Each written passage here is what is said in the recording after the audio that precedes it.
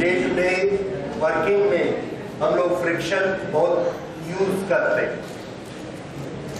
Okay, तो friction technically physically what does it mean? It is a force. Friction is a force. ये क्या काम करता है, इसका नेचर कैसा होता है, this will study today. Okay, friction is A force which oppose the motion. Does it only oppose the motion? No, it also oppose our intention of motion. What is this intention of motion?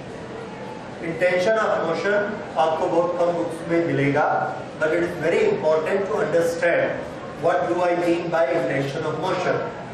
एक table पर हमने एक book को रखा है। Here is the book. इस book को हम मूव करना चाहते हैं। We have an intention to move it, and we apply a force here. We apply a force equal to 1 Newton. इस तरह से हमने बुक को पुश किया और बुक नहीं चली। It does not move. तो हमारा नियम क्या कहता है? When we apply a force, book must move. Because acceleration is force upon mass. First law क्या कहता है? If there is an external force that will change the condition of motion. हमने फोर्स लगाया, वो क्यों नहीं चली? चलना चाहिए। तो हमने खुद ही आंसर दिया, इसलिए नहीं चली होगी क्योंकि उस पर नेट फोर्स जीरो होगा। क्यों नेट फोर्स जीरो होगा? जरूर किसी न किसी ने उस पर अपोजिट इक्वल फोर्स लगाया होगा जिसने उसके नेट फोर्स को जीरो बना दिया होगा। तो वो वाला फोर्स जो इसको अपोज कर रहा है, उस फोर्स का नाम हमने क्या रखा? फ्रिक्शन। उसका नाम फ्रिक्शन। तो फ्रिक्शन में ये बुक क्या मूव कर रही थी? नहीं कर रही, फिर भी अपोज किया। किसको अपोज किया? मोशन को किया कि इंटेंशन ऑफ मोशन को किया? Intention of motion. तो फ्रिक्शन के लिए कोई जरूरी नहीं है कि मोशन होगा तभी अपोज करेगा। फ्रिक्शन शुरू हो जाता है कब से? जैसे ही हम इंटेंशन बनाते हैं मूव करने का, फ्रिक्शन शुरू हो जाएगा।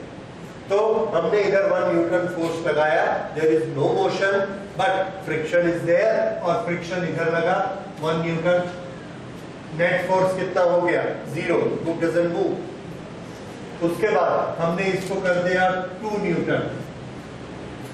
अभी बुक मूव नहीं हुई, उससे हमने क्या रिजल्ट निकाला कि ये फ्रिक्शन भी कितना बन गया है? 2 न्यूटन। अब हमने इसको 3 न्यूटन कर दिया, तो ये भी कितना बन गया? 3 न्यूटन। कैसे हमको पता लगा? बुक अभी भी मूव नहीं। लाइक दैट फ्रिक्शन अपनी वैल्यू को ऑटोमेटिकली एडजस्ट कर लेता है, लेकिन हमेशा ये करता क्या है? Opposes the intention of motion. तो ये वाला एक पक्का फॉर्मूला याद रखिए। The force of friction always oppose 2 things. Number 1, it opposes motion, and number 2, it opposes intention of motion.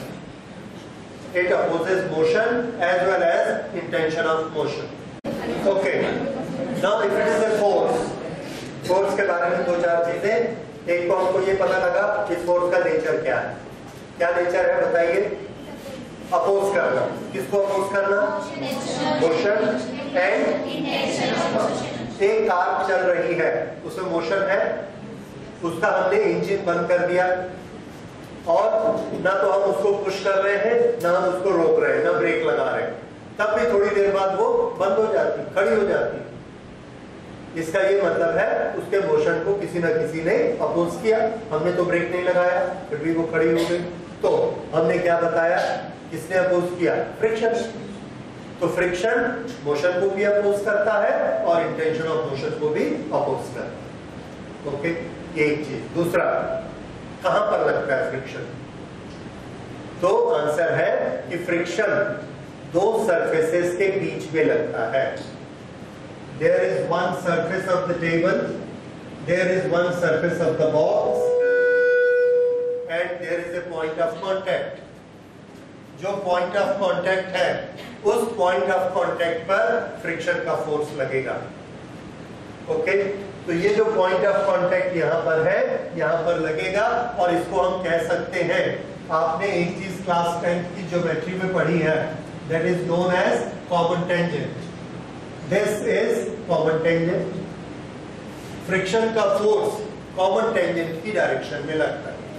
जब दो बॉडीज कांटेक्ट में होती है तो उसकी एक कॉमन टेंजेंट बनेगी, that is the direction of friction of force, that is point of application of the friction of force. Note कर लीजिए, the force of friction is applicable at the point of, the force of friction is applicable at the point of contact, at the point of contact between two surfaces, between two surfaces, and it is in the direction of tangent.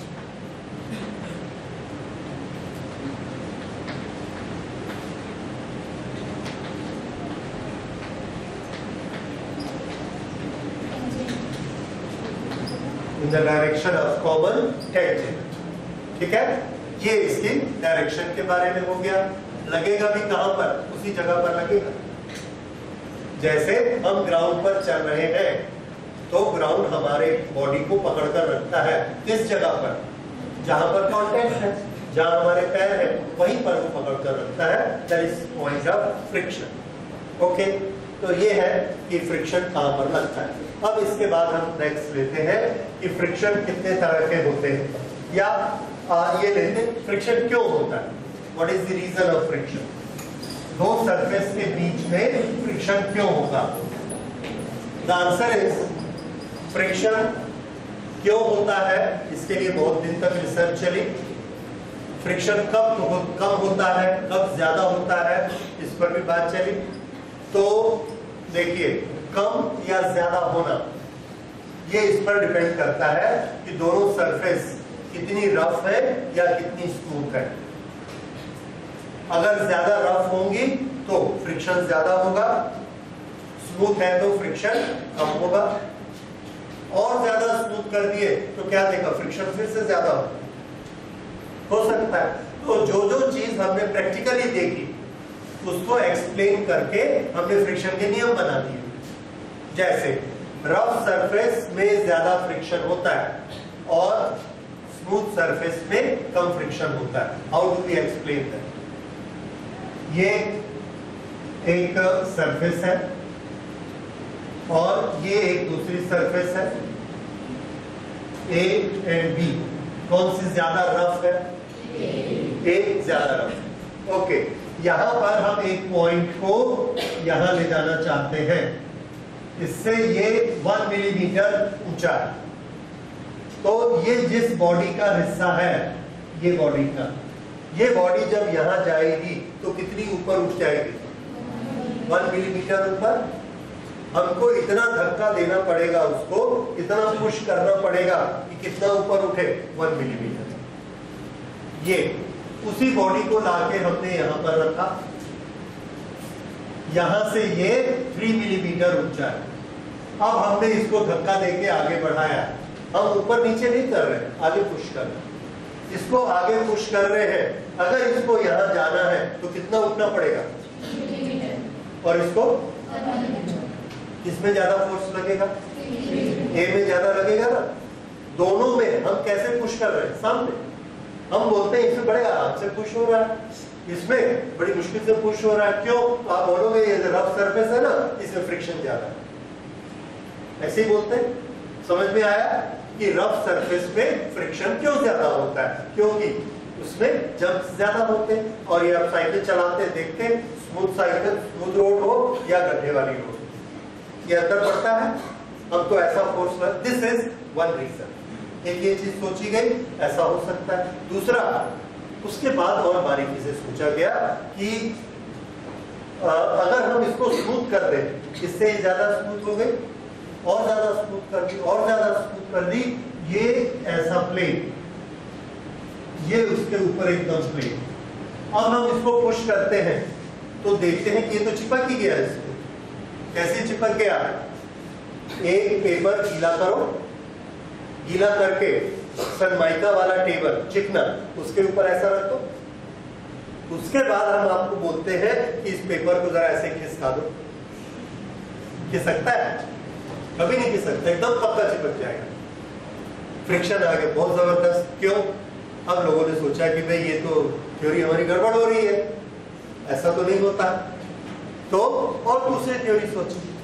दूसरी theory क्या सोची? Intermolecular forces कि molecule two molecule एक दूसरे को पकड़कर रखते हैं। ऐसा अगर हम दूर करेंगे तो वो वापस खींचते हैं, और अगर हम उसको दबाएंगे तो भी वो एक दूसरे को ढकेलते हैं। वो अपना एक फिक्स डिस्टेंस पर ही रहना चाहते हैं। अब क्या होता है कि जब हम इसके ऊपर एक दूसरी सरफेस ऐसा रख देते हैं, ये कितनी जगह कांटेक्ट आया? 1 2 3, 3 जगह कांटेक्ट आया। अगर ये ऐसा होगा भी तो भी कितनी जगह कांटेक्ट आएगा? 3। अगर हमने इस पर रखा ये यहाँ, दोनों बहुत स्मूथ है, फर्स्ट क्लास, कितने मॉलिक्यूल कांटेक्ट में आएंगे? 1 2 3 4 5 6 50 90 100। अब यहां पर आप इसको इधर ढकेल रहे हैं, कितने मॉलिक्यूल से कितने मॉलिक्यूल को छुड़ाना है? 3 को। यहां कितने को छुड़ाना है? 100 को। कौन सा मुश्किल है? दिस एक्सप्लेन्स कि जब आप एक प्लेन पेपर को गीला करके रखते हैं तो क्यों नहीं खिसका सकते? क्योंकि number of molecules in contact बहुत ज्यादा हो जाते, नहीं छूट सकता। So this was one reason. इससे ये समझ में आता है कि जब दो चीजें बहुत ज्यादा चिकनी हो जाती हैं और उनके बहुत सारे मॉलिक्यूल आपस में कांटेक्ट में आ जाते हैं तो इंटरमॉलिक्यूलर फोर्स के कारण वो एक दूसरे को पकड़ लेती है। ये भी एक रीजन है। ओके, ये भी समझ में आता है, ठीक है। अब जो मॉडर्न थ्योरी, लेटेस्ट थ्योरी जो चल रही है, दैट इज इलेक्ट्रिकल थ्योरी। कुछ आपने शायद क्लास 10 में पढ़ी हो या क्लास 12 में आप आगे जाके पढ़ेंगे कि हर एटम में न्यूक्लियस पॉजिटिवली चार्ज होता है और उसके चारों तरफ इलेक्ट्रॉन होते हैं, वो नेगेटिवली चार्ज होते हैं, और हर एटम में जितने पॉजिटिव चार्ज होते हैं उतने ही नेगेटिव चार्ज होते हैं। Net charge of the atom is always 0। ठीक है, एक चीज ये। दूसरा प्रिंसिपल हमने पे पढ़ा है, positively charge particle and negatively charge particle they attract each other. There is a force of attraction and that force is a very great force. Gravitation के फोर्स से वो 10 to the power 30 टाइम्स ज्यादा force होता है। 10 के बाद 30 zero लगा दे, इतना गुना ज्यादा फोर्स होता है। It's a very strong force, electrical force. तो अगर एक एटम से एक इलेक्ट्रॉन को हम निकाल दें तो उसके पास जो चार्ज बचेगा वो कौन सा बचेगा? पॉजिटिव। इसके पास +10 थे, -10 थे, टोटल चार्ज कितना था? 0।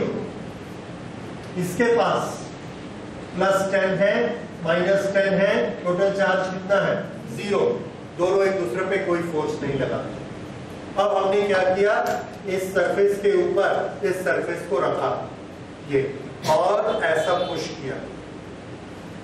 जैसे ही ऐसे पुश करते हैं इसके अंदर क्या एक्शन हो रहा है जो हमको आंख से नहीं दिख रहा है। देखिए चारों तरफ बाहर में कौन रहते हैं? इलेक्ट्रॉन। यहाँ इस एटम के भी चारों तरफ कौन है? इलेक्ट्रॉन।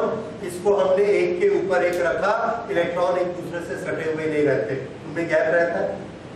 जब हम इसके ऊपर रखते हैं तो ये ऐसा जाके बैठेंगे।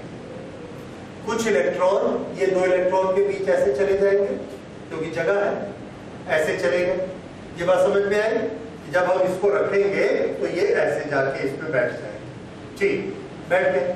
अब हमने इसको रब करना चाहा, we have a intention of motion, इसको हम ऐसे खिसकाना चाहते हैं। तो जैसे ही हम ऐसे करते हैं ये दोनों एक दूसरे में फंस जाएंगे। अगर ये फंस गए तो क्या होगा? हम तो ऊपर से फोर्स लगा रहे, हमारा फोर्स एक इलेक्ट्रॉन के फोर्स से ज्यादा है। अगर ज्यादा है तो ये होगा कि ये इलेक्ट्रॉन टूट के इसके साथ आ जाएगा, या ये इलेक्ट्रॉन टूट के इसके साथ छूट जाएगा। इस तरह से एक का इलेक्ट्रॉन छूट जाता है और एक के पास एक इलेक्ट्रॉन इंक्रीज हो जाता है। तो मान लीजिए जैसे ही हमने इसको इसके ऊपर ऐसे खिसकाया, इसके इलेक्ट्रॉन यहाँ है, इसका इलेक्ट्रॉन यहाँ है, ये दोनों इलेक्ट्रॉन फंस गए, ये दोनों इलेक्ट्रॉन इसके साथ आ गए, टूट गए। तो इसका चार्ज अब कैसा हो जाएगा? माइनस, क्योंकि इसके पास एक इलेक्ट्रॉन ज्यादा हो गया। इसका एक इलेक्ट्रॉन चला गया तो इसके पास चार्ज कैसा हो गया? Plus. Now there are two atoms, one is negative charge and one is positively charge. तो इन दोनों के बीच फोर्स लगना शुरू हो गया। इस फोर्स को क्या कहते हैं? Electrical force, electrostatic force, Coulomb's force. इस फोर्स के कारण ये इसको खींच के रखता है। अब हम यहाँ से फोर्स लगा रहे हैं, इसको आगे करना चाहते हैं, हमको क्या लगता है कि कोई पीछे खींच रहा है, हम क्या कहते हैं? इन दोनों के बीच फ्रिक्शन। और ये चीज आप देखिए, इसके ऊपर हमने इसको रखा और मैंने इसको दबाया, 1 न्यूटन, 2 न्यूटन, 3 न्यूटन, 4 न्यूटन, तब जाके ये खिसका। तो जैसे ही मेरा इंटेंशन शुरू होता है, एक इलेक्ट्रॉन दूसरे इलेक्ट्रॉन को खींचा और इलेक्ट्रोस्टैटिक फोर्स स्टार्ट हो। ये theory latest theory, modern theory है, and this says that friction is basically an electrical force.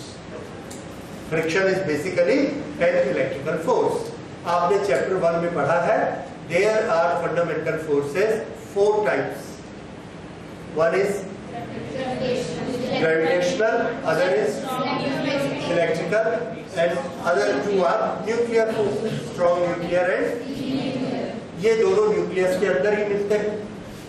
और हमारे नेचर में बाहर जो फोर्स मिलते हैं मैक्रो साइज के बड़े वाले, वो कौन से होते हैं? आइदर इलेक्ट्रिकल और ग्रेविटेशनल, बस 2 ही तरह के तो होते हैं।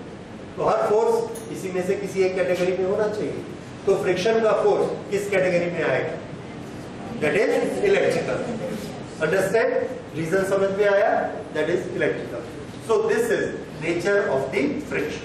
तो फ्रिक्शन का एक इंट्रोडक्शन हम लोगों ने अभी देखा। Friction is a force. अब इसके साथ एक चीज याद रखिए, that friction is a reactionary force. Reactionary force क्यों? मैंने इसके ऊपर इसको रखा, क्या इन दोनों के बीच में फ्रिक्शन है? ये इस पर ऐसा रखा, क्या इन दोनों के बीच फ्रिक्शन है? तो हमारा आंसर है कि फ्रिक्शन नहीं है। क्या सबूत है फ्रिक्शन नहीं है? ये देखो, ये तो कुछ बोला नहीं, कोई ऑब्जेक्शन किया इसमें? नहीं किया, कोई फ्रिक्शन नहीं है। लेकिन अगर मैं इसको ऐसे मूव कराना चाहूंगा तो ये क्या करेगा? अपोज करेगा। जब भी एक सरफेस के ऊपर दूसरी सरफेस रिलेटिव मोशन करना चाहती है, एक एक्शन होना चाहता है, रिलेटिव मोशन का एक्शन, तो उसके रिएक्शन में कौन पैदा होता है? फ्रिक्शन। तो फ्रिक्शन 2 चीजों के बीच में होता नहीं है, पैदा होता है, अपने आप नहीं होता है, उसको पैदा किया जाता है। क्यों? पहले हम एक एक्शन लेते हैं, उस एक्शन में हम क्या करते हैं? Relative motion. We have a intention of relative motion. समझ गए? तो आपका दोस्त आपका दुश्मन नहीं है, आपका क्लासमेट है, उसके घर मारने जाओगे, पिटाई खा के आओगे? क्यों? वैसे तो रोज जाते हो तो नहीं होती है मारपीट, लेकिन आप एक एक्शन करने गए, सामने से क्या हुआ? यस। तो फ्रिक्शन वैसे ही होता है। सो जब तक आप यहाँ पर खड़े हैं, it's okay. When you want a relative motion, then friction will be there. Okay, so this is friction. दूसरी चीज जो हमने पढ़ी, फ्रिक्शन का पॉइंट ऑफ एप्लीकेशन कहाँ होता है? Point of contact between 2 surfaces. और डायरेक्शन कौन सी होती है? Common tangent is the direction. Okay, उसके बाद फ्रिक्शन की डायरेक्शन के बारे में और बात करते हैं। अच्छा, नेचर हमने पढ़ा, फ्रिक्शन का नेचर कौन सा होता है? Electrical. Okay, that is the latest theory. अब हम पढ़ते हैं types of friction. There are 2 types of friction. Types, one static and other is dynamic. Okay, let me make it chart wise, उससे आपको ज्यादा आसानी होगी.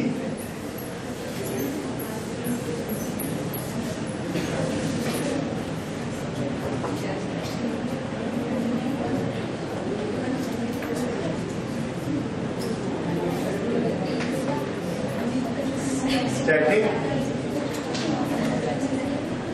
kinetic. Then static friction we will study. There are two stages. The two stages of static friction are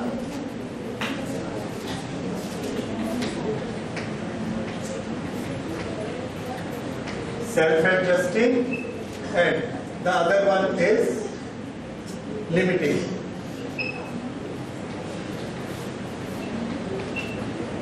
Kinetic friction, there are two types. One is sliding and other is rolling. So these are the different prefix we fix before friction. Static friction, kinetic friction, limiting friction, sliding friction. तो ये आपको समझना है कि sliding friction और kinetic friction अलग अलग नहीं होते. Sliding is a form of kinetic friction. Kinetic के दो फॉर्म और स्टैटिक के भी दो फॉर्म. ये होते. ओके, अब पहले हम लोग शुरू करते हैं समझना ये दो पार्टीशन, स्टैटिक और काइनेटिक. देखिए, फ्रिक्शन का जो बेसिक तरीका है that is molecule two molecule force, जो कि मोशन को अपोज करता है. मोशन को अपोज करता है. What does that mean? इसके ऊपर ये रखा है. अब अगर हम इन दोनों में रिलेटिव मोशन करना चाहते हैं तो इसको अपोज करेगा कौन? फ्रिक्शन. दो कंडीशन हो सकती है. एक, मैंने इस पर फोर्स लगाया, there is a intention of motion, और ये नहीं चला. आपने इन दोनों को देखा और क्या बोला? फ्रिक्शन के कारण ये नहीं चल रहा है. चल रहे हैं कि नहीं चल रहे? नहीं चल रहे हैं.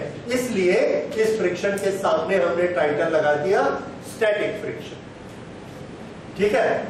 फिर से एक कार दूसरी कार, एक कार रोड पर मूव कर रही है इस तरह से, और हमने उसका इंजन बंद कर दिया और ये धीरे धीरे रुक गई. ओके, चल रही है, स्पीड कम होते जा रही है. क्यों कम होते जा रही है? क्या लग रहा है उस पे? फ्रिक्शन. फ्रिक्शन लग रहा है. अब रोड पर car, road and car, car चल रही है कि रुकी हुई है? चल रही है. इसलिए इस फ्रिक्शन का नाम है काइनेटिक फ्रिक्शन. बड़ी सिंपल सी चीज है. एक बॉडी को तो मान लीजिए खड़ी है, दूसरी बॉडी अगर खड़ी है, नहीं चल पा रही है, तो फ्रिक्शन को क्या कहना? स्टैटिक. और अगर दूसरी मूव कर रही है तो उसको क्या कहना? Right. So when the two objects are not having any relative motion, no relative motion, then friction is static. If there is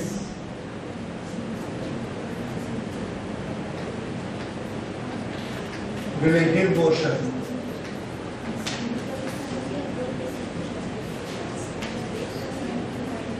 between two bodies in contact, in contact शब्द को हम लिखे या ना लिखे, it is always there. So no relative motion between, no relative motion, then friction is static. इसमें क्या छिपा हुआ है? No relative motion between two bodies in contact.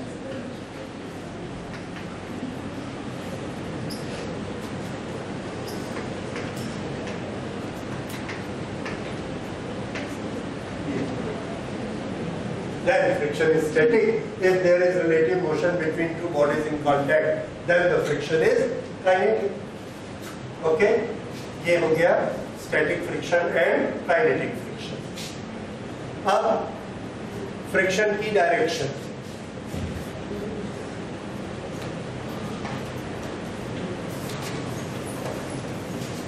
Direction of the friction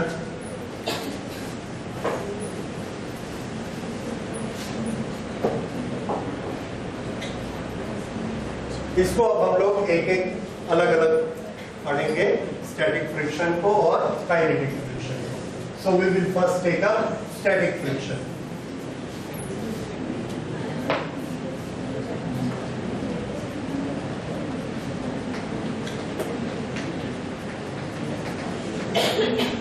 ये स्टैटिक फ्रिक्शन है.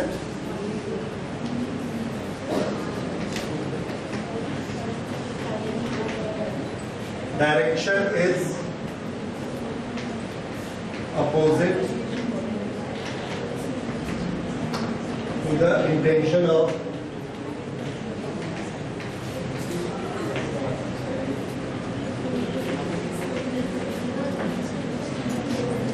ये वाला टर्मिनोलॉजी को समझना थोड़ा स्टूडेंट्स को मुश्किल होता है. इसको आप अभी से अपने आप को बिल्कुल क्लियर कर लीजिए. इधर ध्यान दीजिए, स्टैटिक फ्रिक्शन की डायरेक्शन किधर होती है. कई बार हम याद करते हैं the friction is always opposite to the motion. कई बार हम याद करते हैं friction is always opposite to the applied force. ये दोनों में थोड़ी थोड़ी एरर है.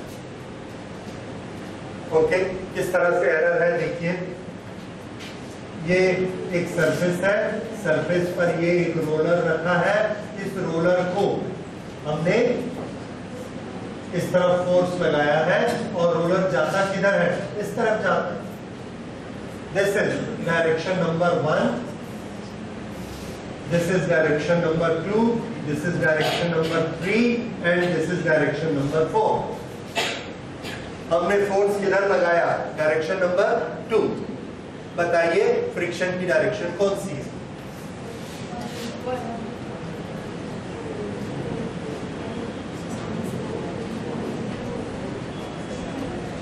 अगर आप बोलते हैं कि फ्रिक्शन फोर्स के अगेंस्ट होता है तो कौन सी होनी चाहिए, फोर्स. अगर आप कहते हैं मोशन के अगेंस्ट होता है तो मोशन इधर हो रहा है रोलर का, वेलोसिटी, तो कौन सी होनी चाहिए, ठीक है. ओके, तो फ्रिक्शन की ये दोनों डेफिनेशन नहीं चलेगी. फ्रिक्शन की डेफिनेशन देखिए थोड़ा ध्यान से. ये सरफेस है, ये इस पर एक व्हील रखा हुआ है, रोलर. ये इसका एक लास्ट पॉइंट है ए, जो कि ग्राउंड का एक पॉइंट है बी, लास्ट पॉइंट. इन दोनों में कांटेक्ट है, ये दोनों एक दूसरे में फंस गए ऐसे. ओके, अब हम इसको फोर्स लगाते हैं. इस फोर्स का एक कंपोनेंट इधर भी लग रहा है. We all know there is a component F cos theta जो कि इसको किधर ले जा रहा है, आगे. That gives a relative motion. वो क्या चाहता है, एक किधर जाए. अच्छा, फिर से मैं दूसरी बात आपको बताता हूं. एक कार का व्हील है, कार का व्हील, उसको हमने एक्सल लगाया, इस तरह से एक्सल लगा है और इस एक्सल को हम ऐसे घुमाते तो व्हील ऐसा चलता है. ये सबको मालूम है, इस तरह से चलेगा. यहां पर एक्सल लगा हुआ है, एक्सल को हम ऐसा घुमाएंगे, ये व्हील घूमेगा.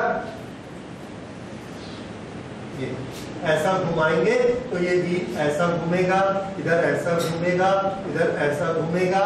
बताइए ये वाला जो पॉइंट ए है ये लेफ्ट में जाएगा कि राइट में जाएगा. इसका इंटेंशन किधर है, जब हम ऐसा घुमाएंगे तो किधर जाने का है. आप क्या बोल रही हैं.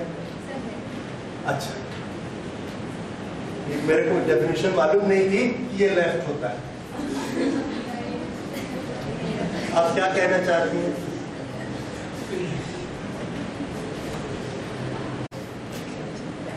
If wheel is moved like this, A has the intention of motion towards left. और फ्रिक्शन किसको अपोज करता है? Intention of motion. अगर एक पर इधर फोर्स लगा रहे हैं तो बी उसको किधर फोर्स लगाएगा?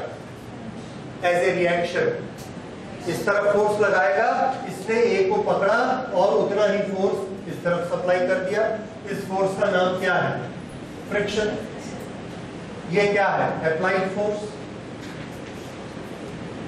देखिए, जब आप इस चक्के को ऐसा घुमाएंगे, ये वाला ए पॉइंट है और हमने इसको घुमाया, ये किधर गया? लेफ्ट में गया ना। तो ए जब ऐसा लेफ्ट में जाना चाहता है तो उसको कौन रोक रहा है? फ्रिक्शन। तो फ्रिक्शन को किधर लगना पड़ेगा? राइट। तो ये फ्रिक्शन की डायरेक्शन। तो जब ये व्हील ऐसा घूमेगा तो फ्रिक्शन इस तरफ लगेगा व्हील पे, और व्हील ऐसा घूमेगा। वी ने ए को नहीं छोड़ा। किसके कारण नहीं छोड़ा? स्टैटिक फ्रिक्शन के कारण। अगर इसने इसको स्टैटिक फ्रिक्शन के कारण नहीं छोड़ा तो इस व्हील का क्या होगा? व्हील घूमेगा, व्हील घूमेगा और ये वाला पॉइंट इधर चला जाएगा और हम क्या देखते हैं कि व्हील ऐसा हो गया, फिर उसके बाद व्हील ऐसा हो गया, फिर उसके बाद व्हील ऐसा हो गया, तो व्हील आगे बढ़ना शुरू हो गया। इस तरह से व्हील आगे बढ़ता है। मान लीजिए ए को बी ने नहीं पकड़ा, इन दोनों के बीच में ऑयल आ गया, रेत आ गई, कोई ऐसी चीज आ गई जिसके कारण फ्रिक्शन डेवलप नहीं हुआ, फोर्स नहीं बना, तो क्या होगा? हमने चक्के को घुमाया, चक्का घूमा, गाड़ी आगे बढ़ेगी क्या? नहीं बढ़ेगी। हम क्या कहते हैं? चक्का स्लिप कर रहा है। चक्का स्लिप कर रहा है मतलब ए और बी के बीच में फ्रिक्शन काम नहीं कर रहा। तो गाड़ी हमारी कब चलेगी? जब फ्रिक्शन। हाँ जी, बिना फ्रिक्शन के हम चल नहीं सकते, हम भी नहीं चल सकते, हमारी गाड़ी भी नहीं चल सकती। So what is necessary to move? Friction. तो क्या आप लोग गलत डायरेक्शन में तो नहीं पढ़ रहे? चलने के लिए क्या जरूरी है? Friction. This is the fact. ठीक है, नोट करिए। For motion static friction is compulsory. For starting of motion, ऐसा लिखिए। For starting of motion, static friction is necessary.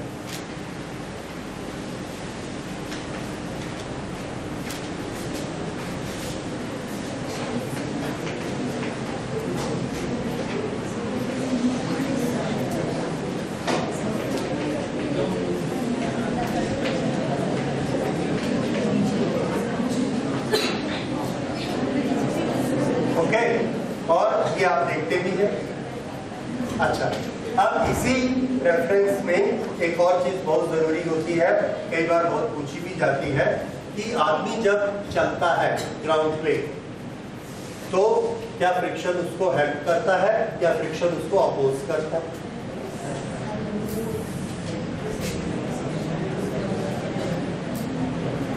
Yes, friction हमारे चलने को हेल्प करता है कि अपोज करता है? अच्छा, मान लीजिए फ्रिक्शन नहीं है, हमारे पैर में और ग्राउंड के बीच में फ्रिक्शन नहीं है, तो उसके लिए आपको सबसे पहले समझना होगा कि हम चलते कैसे। चलना मीन्स क्या? हमारी बॉडी का आगे बढ़ना। हमारी बॉडी का आगे बढ़ना एक कॉम्प्लेक्स प्रोसेस है, सिंपल प्रोसेस नहीं है। इतनी कॉम्प्लेक्स प्रोसेस है कि आपको सीखते सीखते 7-2 साल लग जाते। इसीलिए 6 महीने का बच्चा चलता नहीं है, 7-2 साल बाद ही चलता है, वो सब सीख रहा होता है बाय द टाइम। ओके, तो हम किस तरह से चलते हैं देखिए हमारे चलने की प्रोसेस। ग्राउंड पर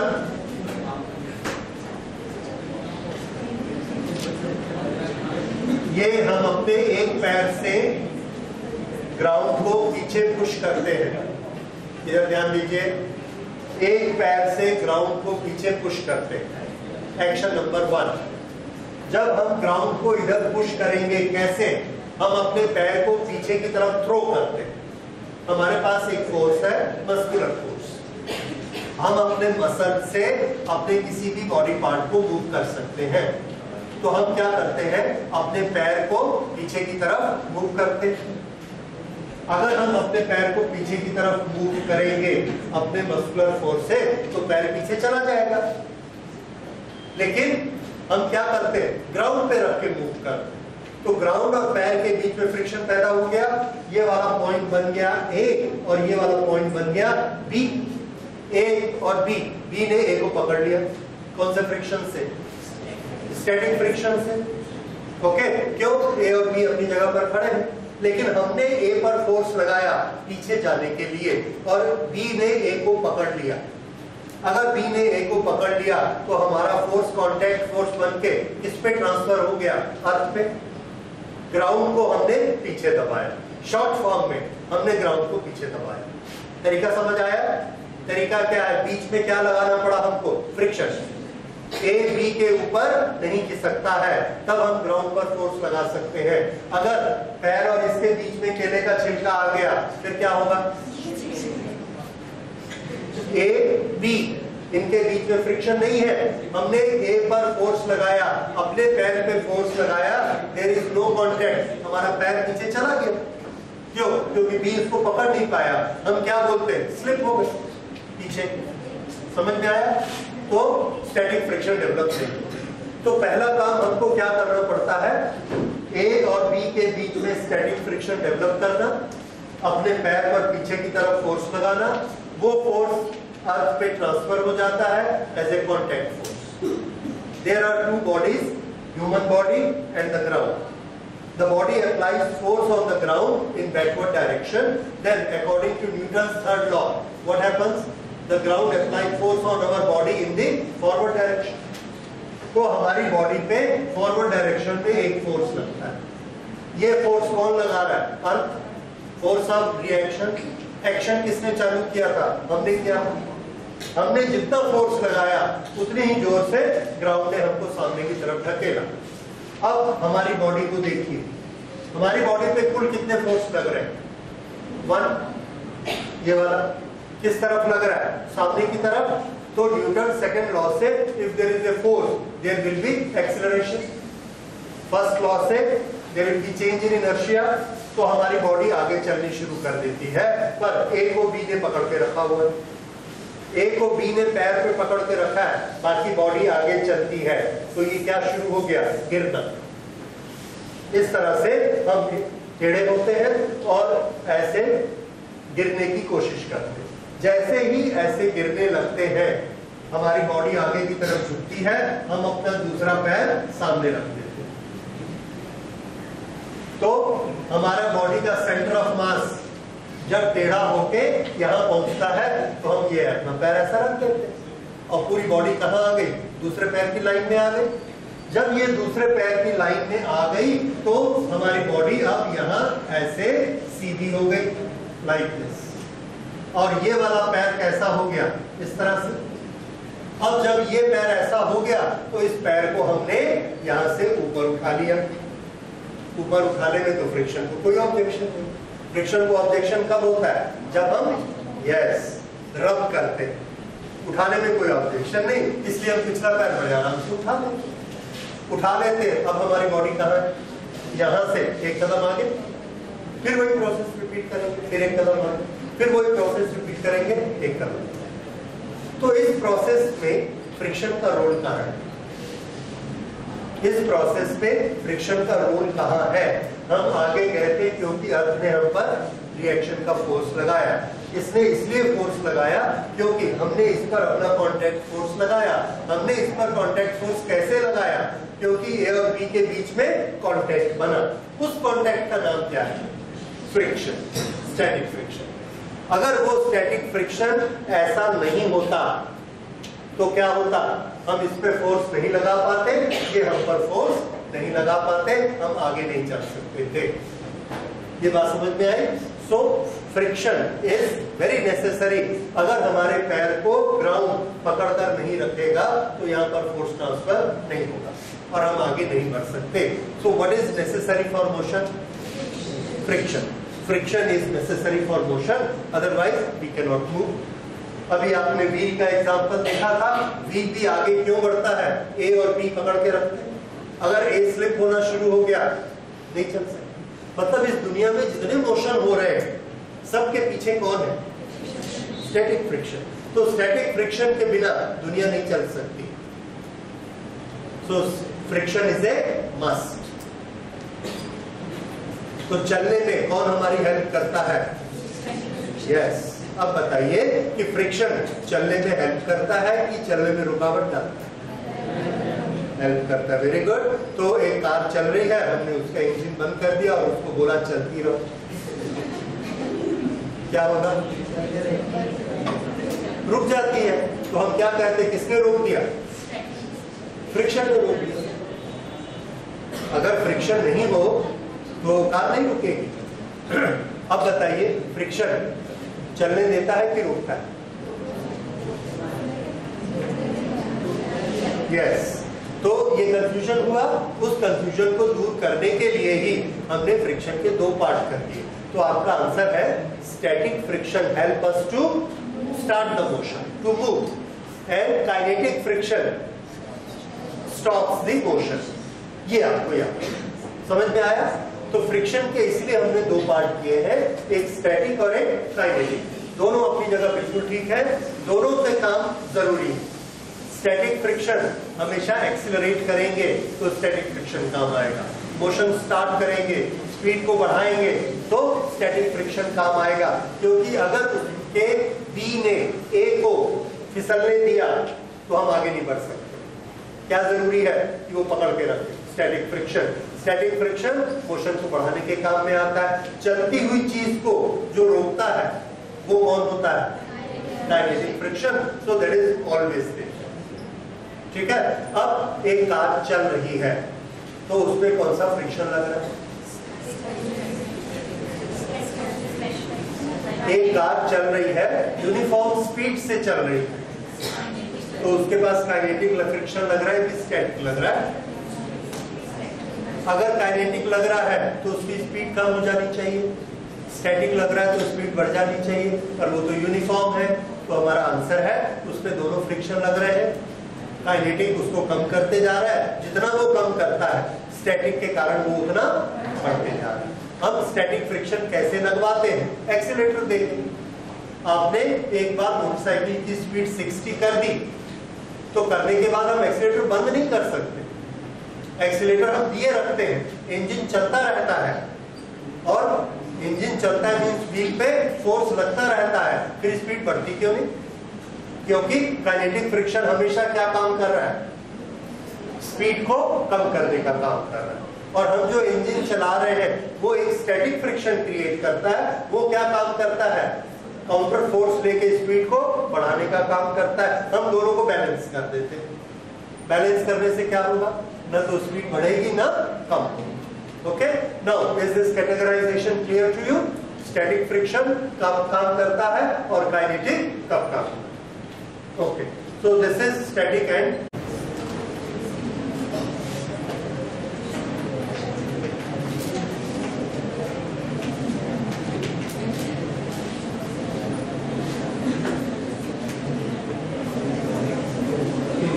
सेल्फ एडजस्टिंग।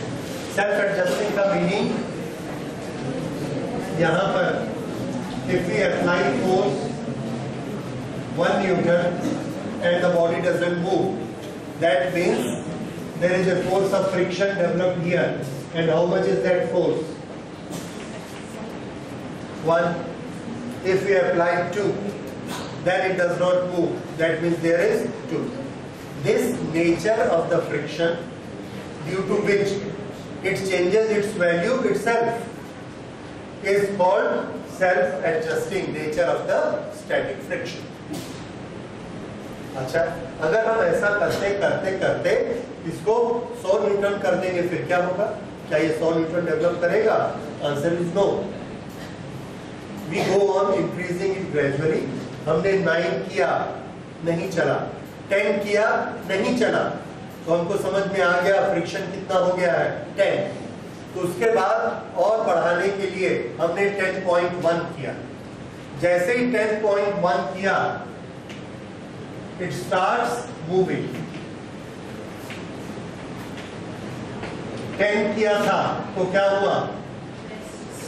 Not moving. 10.1 किया तो start moving. इससे हमको एक चीज समझ में आई कि ये ऑटोमेटिकली एडजस्ट करते करते करते कितना फोर्स बना सकता है? 10.1 नहीं बना सकता. अगर बना सकता होता तो 10.1 पे क्यों चलता? तो 10 is what? Limit of self-adjusting static friction, and that is known as limiting friction. So the maximum value of static friction between two surfaces is known as limiting friction. Note करिए. पहले self-adjusting nature.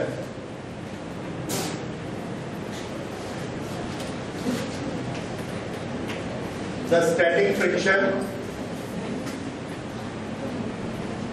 adjusts its magnitude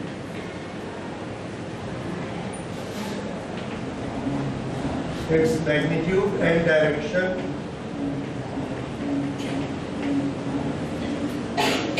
automatically.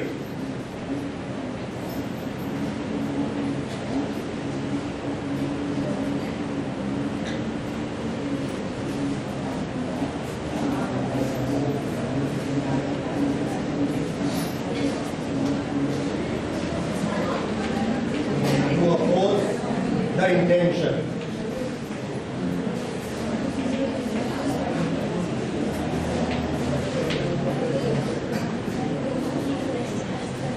This characteristic is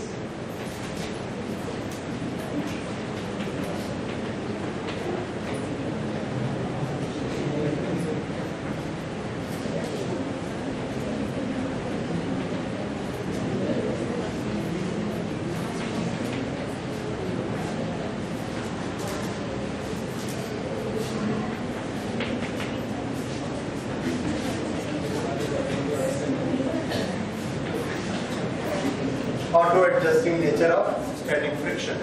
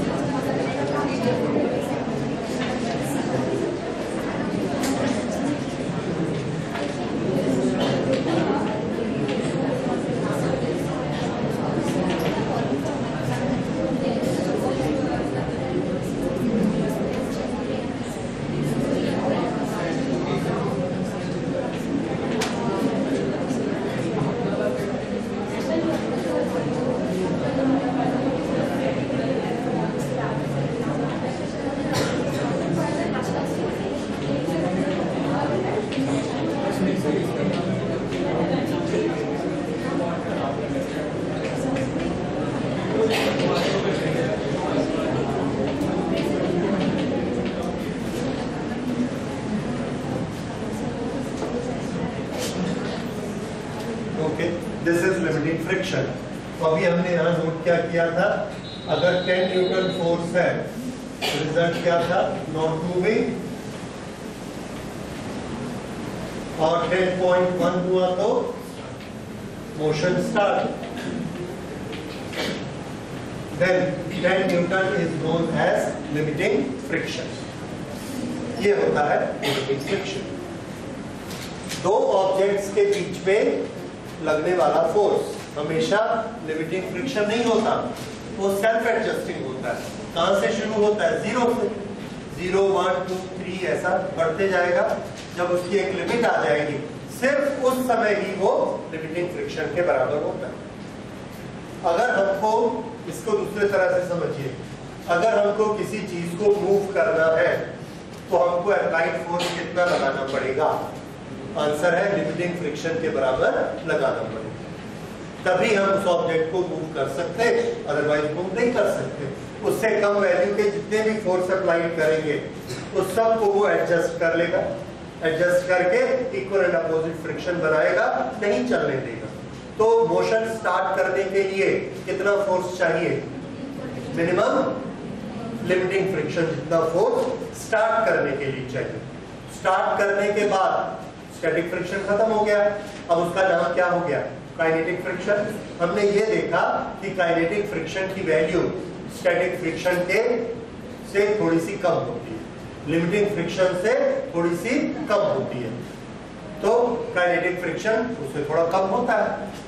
इसलिए आपने देखा कि जब हम car start करते हैं, कोई भी मोटरसाइकिल स्टार्ट करते हैं, फर्स्ट गियर में हमको ज्यादा फोर्स लगता है। साइकिल आप स्टार्ट करते हैं, शुरू में ज्यादा फोर्स लगता है, because we have to overcome limiting friction, और उसके बाद काइनेटिक फ्रिक्शन हमेशा कम होता है। अगर हम इसका ग्राफ बनाते हैं, अगर हम इसका ग्राफ बनाएंगे, the graph will be this way. This is applied force, applied, and height will give the frictional force.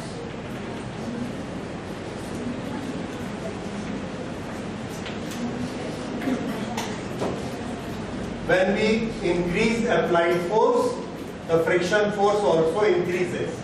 इसको हमने इतना बढ़ाया, ये इतना बढ़ गया, इसको बढ़ाया फिर बढ़ गया, इसको बढ़ाया फिर बढ़ गया, और एक लिमिट पे जाके इससे ज्यादा फ्रिक्शन का फोर्स नहीं बढ़ सकता। तो ये क्या हो गया? Limiting friction. Limiting friction. इसके बाद अगर हम अप्लाइड फोर्स को और बढ़ा देते तो क्या होगा? ये फ्रिक्शन और नहीं बढ़ता है और ये थोड़ा सा कम हो जाता है। उसके बाद और हमने अप्लाइड फोर्स को लगाते चले गए, अब फ्रिक्शन अपनी वैल्यू को नहीं बदलता है। लाइक दिस, ये वाला ग्राफ बनाइए। This what does it show? F applied. शुरू में जब हम एफ अप्लाइड को इंक्रीज करते हैं तो फ्रिक्शन भी क्या होता है? इंक्रीज। दोनों इक्वल इक्वल ऐसे लिमिटिंग फ्रिक्शन तक ऐसे चलता है। उसके बाद भी अगर हमने फोर्स बढ़ा दिया तो फ्रिक्शन का फोर्स फिर इंक्रीज नहीं होता। जैसे इस बॉडी में देखिए, हमने 10 से ज्यादा फोर्स कर दिया 11, तो अब जो फ्रिक्शन का फोर्स है वो ज्यादा से ज्यादा कितना हो सकता था? 10। जैसे ही हम 11 करते हैं, 12 करते हैं, वो अपने आप को नहीं बढ़ा सकता। जब वो अपने आप को बढ़ा नहीं सकता है तो उसके बाद हमने काउंट करके देखा, वो अपने आप को थोड़ा सा कम कर देता है। कितना? 9 8 कि अब तो मोशन स्टार्ट हो ही गया, तो वो हो जाता है 9। और उसके बाद हमने फोर्स कर दिया 20, वो 9 रहता है। हमने कर दिया 25, तो भी वो 9 ही रहता है। इस तरह से ये वाली वैल्यू फ्रिक्शन की इतनी, ये वैल्यू उतनी ही रहती है, और काइनेटिक ये फोर्स अप्लाइड के कारण उस ऑब्जेक्ट में एक्सेलरेशन आते जाता है, राइट? नेट फोर्स के कारण। सो this is how the graph works. So limiting friction is maximum. तो पूरे ग्राफ में कौन सा फोर्स, कौन सा फ्रिक्शन मैक्सिमम होता है? Limiting friction. Kinetic friction is always less than the limiting friction. Law of limiting friction note करिए। First law, the force of limiting friction is, the force of limiting friction is directly proportional to normal reaction is directly proportionate to normal reaction between the two surfaces. Normal reaction between the two surfaces.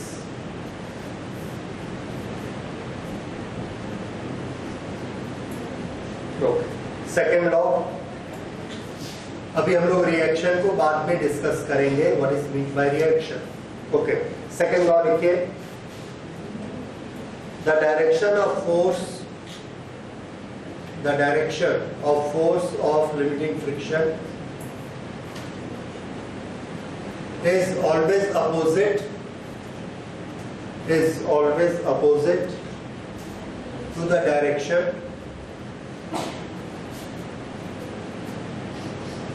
in which the body has intention to move. In which the body has intention to move.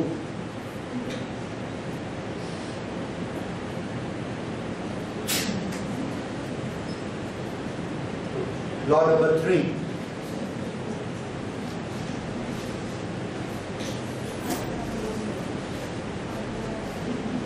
The force of limiting friction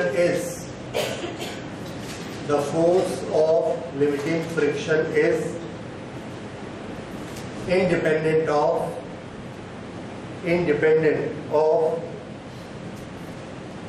apparent area of contact. Apparent area of contact, so long as normal reaction remain the same. So long as normal reaction remain the same.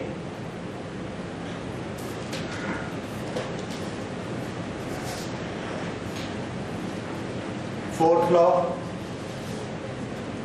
The force of limiting friction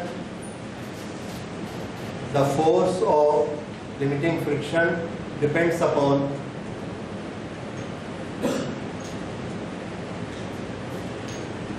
nature of the materials in contact and their roughness and smoothness.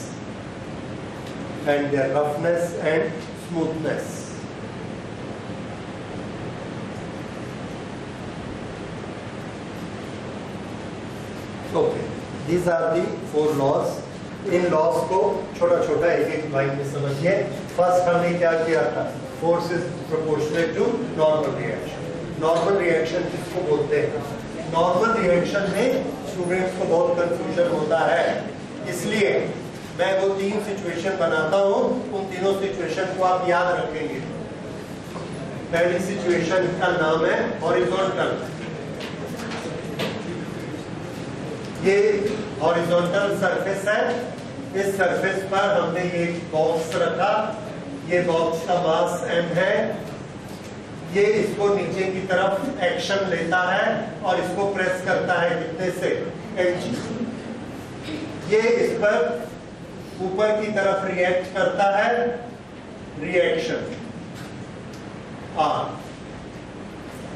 Okay, ये r और ये mg, ये दोनों एक दूसरे के equal है according to Newton's third law. So in this case the force of reaction R. ये फोर्स देखिए, ये सरफेस देखिए, कितना एंगल है? 90. So this is normal reaction. How much is the normal reaction? R is equal to mg, right? तो R is equal to mg आपको लेना है. What is m? Mass of the body. G is acceleration due to gravity. पर ये कब लेना है? When the things are horizontal. दूसरा केस देखिए. This is a surface. Here the angle is theta and there is a box here. इसका मास m है. इस पर ग्रेविटी का फोर्स नीचे काम करता है mg. ये दोनों कांटेक्ट में है. ओके, कांटेक्ट में है तो इसके mg के दो कंपोनेंट होंगे, one is acting in this direction and other is acting in this direction. इन दोनों को ऐड किया तो क्या बनेगा, mg के ये दो कंपोनेंट है। ये एंगल अगर थीटा है तो हम प्रूव कर सकते हैं कि ये एंगल भी कितना है, theta. If this angle is theta then this component is mg cos theta and this component is mg sin theta. Okay. अब सरफेस को उसके नॉर्मल डायरेक्शन में कितने फोर्स से प्रेस कर रहे हैं, mg cos थीटा। तो सरफेस इस बॉडी को नॉर्मल डायरेक्शन में, अपोजिट डायरेक्शन में रिएक्ट करेगी। ये रिएक्शन अब यहां पर बताइए रिएक्शन की वैल्यू क्या होगी। Reaction is equal to mg cos theta, r is equal to mg cos theta and this r is equal to mg cos theta in case of incline. So if the surface is horizontal, how much is r to be taken, mg? If it is inclined, then how much r is to be taken, mg cos theta.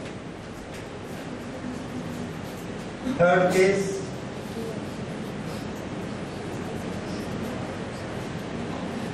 this is a fixed wall, this is ground. यहां पर हमने एक box को रखा, box नीचे मत गिरे इसलिए हमने यहां पर एक फोर्स लगा दिया F। और अब ये M, ये नीचे नहीं गिर रहा। इस केस में आपको बताना है फोर्स ऑफ फ्रिक्शन इधर लगेगा। फिर से यहां पर अगर हम इधर अप्लाइड फोर्स लगाते हैं, अप्लाइड, तो इधर कौन काम करता है, फ्रिक्शन। यहां पर mg sin थीटा इसको किधर खींच कर लाना चाहता है, नीचे, तो फोर्स ऑफ फ्रिक्शन किधर काम करेगा, ओके। यहां पर बताइए फोर्स ऑफ फ्रिक्शन किधर काम करेगा, लेफ्ट, राइट, अप या डाउन।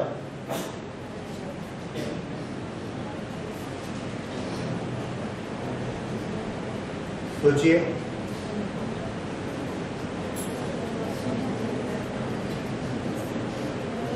किस चीज से आप फैसला करेंगे। शुरू से मैं आपको एक ही चीज बताते आ रहा हूं, फ्रिक्शन किसको अपोज करता है, इंटेंशन ऑफ मोशन। ये बॉक्स का किधर जाने का इंटेंशन है, यस, किधर जाने का इंटेंशन है, नीचे, इसलिए फ्रिक्शन किधर, फ्रिक्शन ऊपर, क्योंकि फ्रिक्शन क्या करता है, इंटेंशन को अपोज करता है। इट्स वेरी सिंपल, इसका इंटेंशन नीचे जाने का है ना, इसलिए फ्रिक्शन किधर काम करेगा, ऊपर, दैट्स राइट। तो इसमें mg काम करेगा नीचे और फ्रिक्शन काम करेगा ऊपर। नॉर्मल रिएक्शन का है, तो देखिए एक्शन कहां है, एक्शन मतलब व्हाट, फोर्स। फोर्स किसको दबा रहा है, ग्राउंड को कि वॉल को, वॉल को दबा रहा है। एक्शन ग्राउंड पे हो रहा है कि वॉल पे, यहां एक्शन किस पे हो रहा था, वहां एक्शन किस पे हो रहा है, तो रिएक्ट कौन करेगा, वॉल रिएक्ट करेगी। यहाँ ग्राउंड ने रिएक्ट किया था, यहाँ कौन रिएक्ट करेगा, वॉल। और इस वॉल ने इसको उल्टा दबाया, क्यों, क्योंकि ये इस वॉल को ऐसा दबा रहा है कांटेक्ट से। फोर्स को हम कैसे लगाते हैं, आइदर बाय कांटेक्ट और बाय फीड। यहाँ पर किससे लग रहा है, कांटेक्ट से। कांटेक्ट से इधर फोर्स लग रहा है, कितना लग रहा है, जितना हम लगा रहे हैं, F। तो इधर F फोर्स लगा तो इसने रिएक्ट किया, रिएक्ट करके ये बनाया रिएक्शन। अब बताइए रिएक्शन किसके बराबर लिखूं, mg की F। Very good. R किसके बराबर लिखना है, F के बराबर, और यहाँ R का mg से कोई मतलब नहीं, ठीक है। तो देख लीजिए यहाँ रिएक्शन आप किसको लिखोगे, mg, यहाँ रिएक्शन किसको लिखोगे, mg cos थीटा, और यहाँ रिएक्शन किसको लिखोगे, force. These are the rules for reaction. ये हमारे न्यूमेरिकल्स में आगे काम आएंगे, तो आप बिल्कुल कंफ्यूज नहीं होंगे कि कभी R को हम Fg लिख देते, कभी Fg cos थीटा लिख देते, कभी F लिख देते। ये 3 वैरायटी होती है, ठीक है? These are all the varieties. अच्छा, एक और चीज इसमें आई थी थर्ड रूल में। देखिए, ये हमारे पास एक सरफेस है, इस सरफेस पर मैंने इस बुक को रखा, ऐसे फोर्स लगाया, तो ये फोर्स लगा F1 और ये खिसकना शुरू हो गया, मूव करना शुरू हो गया। तो लिमिटिंग फ्रिक्शन कितना? F1। फिर मैंने क्या किया, इसको उठा के ऐसा रख दिया, ये कॉन्टैक्ट सरफेस छोटी हो गई और अब फोर्स लगाया, अब फोर्स लगा F2, तब जाके ये मूव होना शुरू हुआ। फिर इसको उठा के ऐसा रख दिया और छोटी सरफेस, फिर इसको मूव किया, अब फोर्स लगा F3। तो आप बताइए F1 बड़ा है, F2 बड़ा है या F3 बड़ा है? कौन बड़ा है, कौन छोटा है? ओके, आपने लॉ लिखा, क्या लिखा? It is independent of the area of the surface in contact. Independent of का मतलब क्या है? Does not affect. किस पर डिपेंड करता है? Normal reaction. नॉर्मल रिएक्शन अगर ये 2 kg है तो नॉर्मल रिएक्शन कितना है हॉरिजॉन्टल में? 2 kg। अब नॉर्मल रिएक्शन कितना है? 2 kg। अब कितना है? Is there any change in normal reaction? तो हमारा जो फ्रिक्शन का फोर्स है नॉर्मल रिएक्शन पे डिपेंड करता है कि एरिया पे डिपेंड करता है। ये थर्ड लॉ है। किस पे डिपेंड करता है? Normal reaction. इसलिए भले हम ऐसा रखें या ऐसा रखें, फ्रिक्शन कैसा होगा? सेम। क्यों? क्योंकि इसका वेट में तो अंतर नहीं आ रहा, नॉर्मल रिएक्शन में भी अंतर नहीं आ रहा, इसलिए फ्रिक्शन हर बार हमको एक समान ही लगेगा। समझ आया? Okay, so these are the details of this. ये कभी कभी हमारा 2 मार्क्स में ये क्वेश्चन आता है, write the laws of limiting friction. तो आपको ये लॉज है एंड नाउ यू अंडरस्टैंड, क्योंकि कॉम्पिटिटिव में ये आपको इस तरह का डायग्राम बना के आया कि बुक को हमने ऐसे रखा और फिर बुक को ऐसे रखा, तो आप बताइए किसमें फ्रिक्शन ज्यादा लगे, राइट? तो उस समय आपको लॉ को याद करना है।